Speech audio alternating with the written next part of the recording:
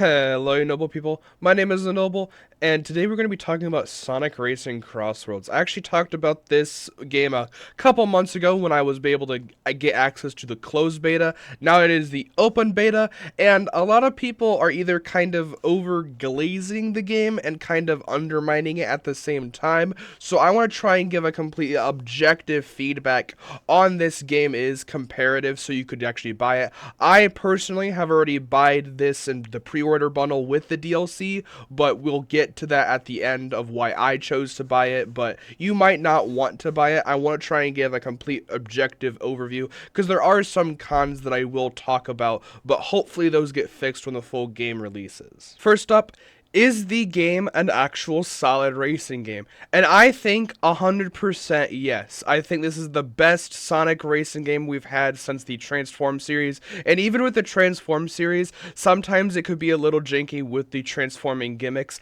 I think all the transformations are pretty fine, minus flight, but that is because me personally, I turn flight controls off, so sometimes they can feel a little weird, and sometimes there's bugs, but obviously that's going to be a thing for the open beta. But I found the entire experience very, very fun. However, there were some network issues, but again, that is just because I'm in an open beta.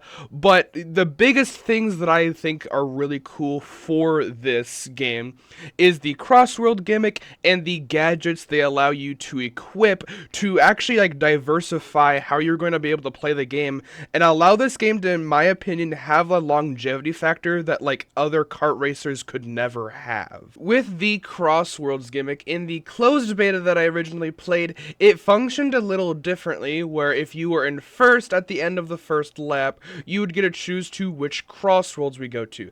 That part still changes, but the CrossWorlds themselves have been a little changed. We did get a couple more CrossWorld actual sections, obviously. In this new open beta, we had some new maps and some new CrossWorlds, but the biggest thing is that they allowed for the random track option to actually put you in a random track, allowing you to go to an actual mainline track. So you could be teleported to just a normal track as well, which means that the actual CrossWorld section could actually be a decent move up. I do hope in the future that if you're going to be allowed for custom ones, that you could choose to turn off the crossword function or to outright just pick one of two crosswords. A good example is if I'm playing with one of my friends and I have a crossword or a track that I really love that my friend hates and they have one vice versa, then whoever gets in first is rewarded with being able to choose the track they like more or are better at. I feel like that would be a really cool function to have, and I can't wait to see how it's implemented in the full game.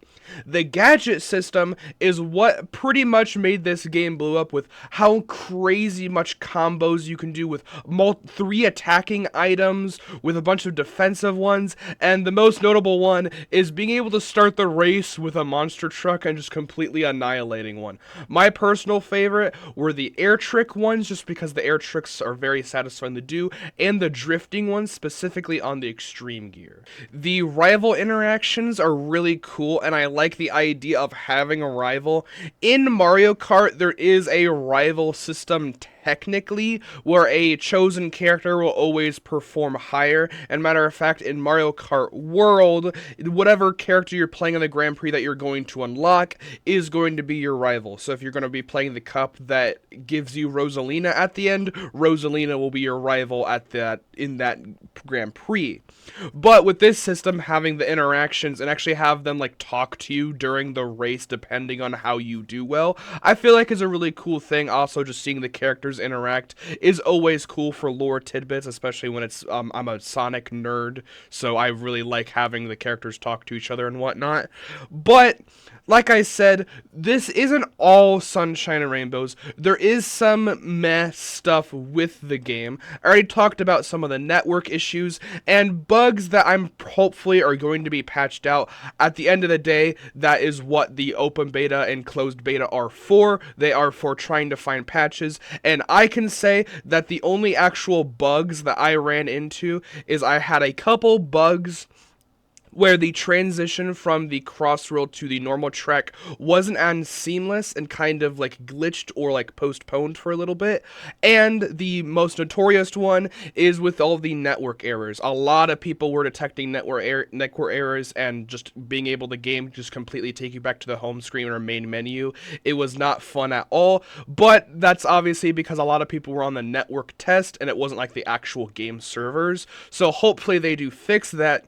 But there are some normal glaring issues. Firstly, kind of talking about how the items in the game kind of function, because they're either lackluster or way too strong. When you get items in, like, say, like Mario Kart or even any of the other Sonic games, they feel balanced in a sense where they actually feel like items and stuff. And I'm not talking about like the Wisps. The Wisps and the monster truck feel like they're from Sonic. Some of the other ones don't, like a shield. Sure, the shield is useful, but it doesn't feel like Sonic. The bomb doesn't feel like Sonic. They just don't feel like items that you've come to love from the Sonic franchise, and it kind of sees lackluster in terms of items that you could have, and it's going to be kind of jarring for some people who don't really know anything about Sonic, being like, wait, is like this goop thing from Sonic? It doesn't really feel like this, and this was a criticism I had in the closed beta. The items didn't feel really connected, but I can look past the items not feeling connected if they did their function well enough. I struggled with the items actually fulfilling their function.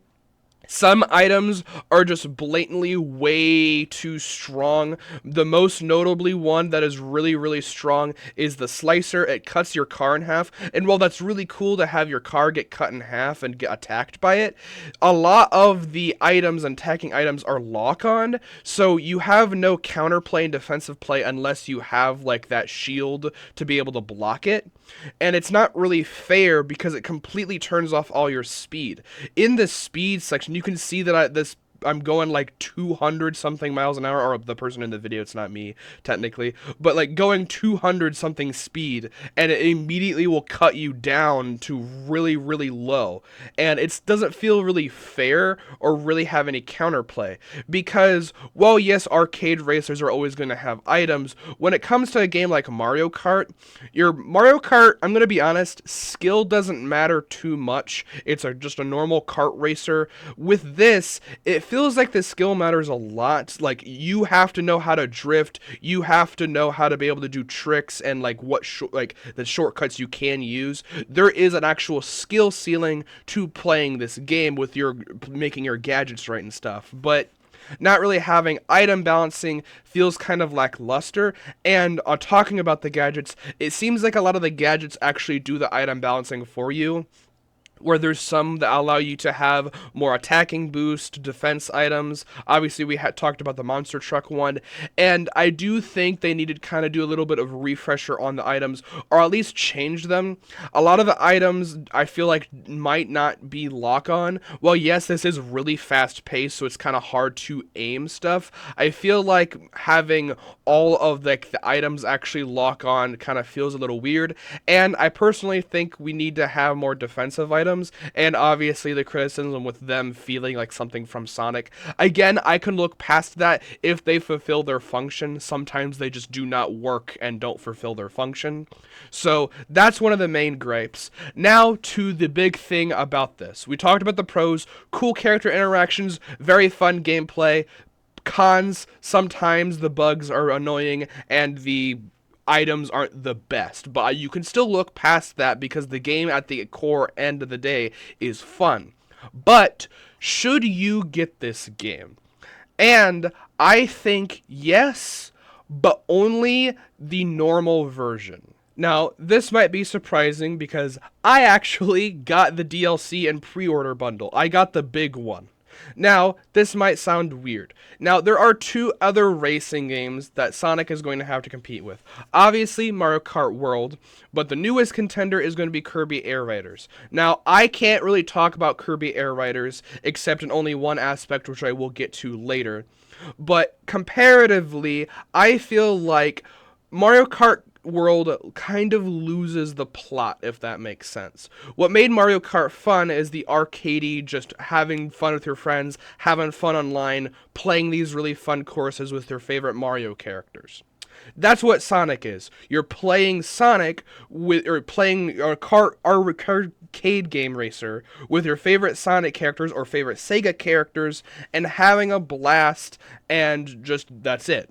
With Mario Kart World, they kind of added in a lot of random characters, which yes, I that's cool, but I feel like they kind of shadowed out some of the main characters with some of their skins. Like Donkey Kong, I believe only has like one alternate skin. Same thing, or Bowser only has a couple. They feel like kind of lackluster and feel like they're going to try and milk you for DLC in the future, and it feels really bad. And with Mario Kart World, the transitional courses online don't feel the best. They did kind of fix some stuff, but it's still there and still is not the best. With this, you can just have a normal arcade feel. But the big contender for me is the fact that you are paying $70 for Sonic Racing, which yes is a lot, but you're paying $70 for this and paying either $80 for Mario Kart, which is a worse experience, or paying $500. Because you have to put on that Mario Kart, you're going to have to get the entire new console and not have to with that. And that's the same thing with Kirby Air Riders. I can't say on the gameplay of Kirby Air Riders, I don't know if it feels like a normal kart racer. Maybe it's the best out of Sonic and Mario Kart, I don't know. But you're still buying and have to get a Switch 2. And to be able to do that, you're going to have like 500 something dollars worth. I think it's 450, and then if you bundle it with Mario Kart, it's 500. And if you're just already have a Switch 2 and then are getting it, it is $10 more expensive to get Mario Kart World. Now, the reason I said only the base game and not the DLC is the DLC is like the 90 100 threshold, which is a lot for a game. Now, I personally did it because I know I'm going to be playing a lot of this game. I'm going to be playing a split screen with my brother. We're going to have a blast with this stuff. Like, I'm not just going to be sitting here and like not playing it, but it also, the DLC is also kind of weird because it gives you kind of like, I'm sorry, I'm not going to play SpongeBob. Like maybe I'll play like I don't know, one of the Ninja Turtles, but some of the DLC feels weird. The free DLC with Joker, Hatsune Miku, and Ichiban, those are cool because it's going to be free DLC and stuff like that. But some of the characters that aren't necessarily Sonic characters feel a little weird.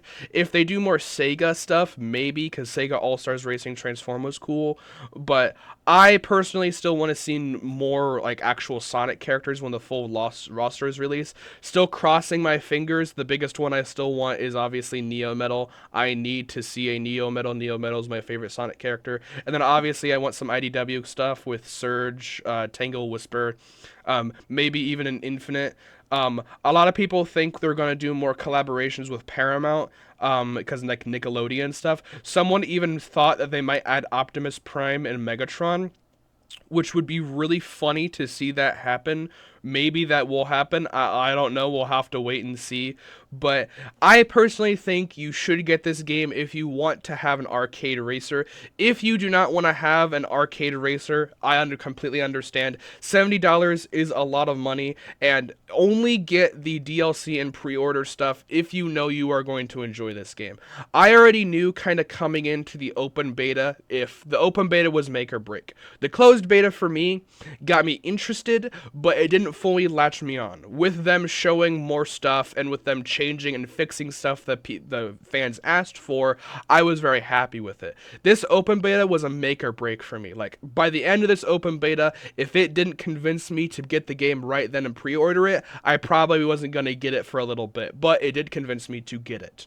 But that's all that I have to talk for today. Let me know your thoughts on it. I personally am really excited for this game as it releases, and I plan to make some videos actually on this game. I want to try and make some like live commentary videos on this and just have fun playing the racing game. I always love racing games because they can just kind of turn your brain off and just focus on the race and have fun. But yeah, that's going to be about it. Stay noble. See you in the next one.